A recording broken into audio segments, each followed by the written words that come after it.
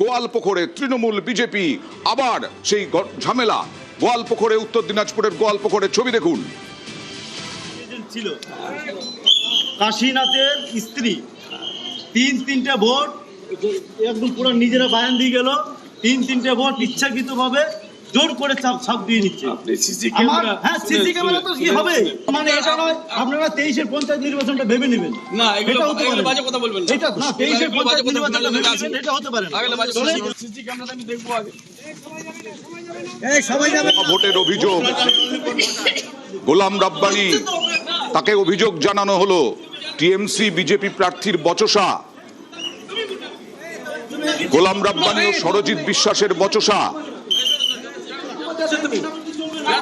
ছাপ্পা ভোটের অভিযোগ করলেন বিজেপি প্রার্থী, পরে কেন্দ্রীয় বাহিনী এসে পরিস্থিতি নিয়ন্ত্রণে আনে।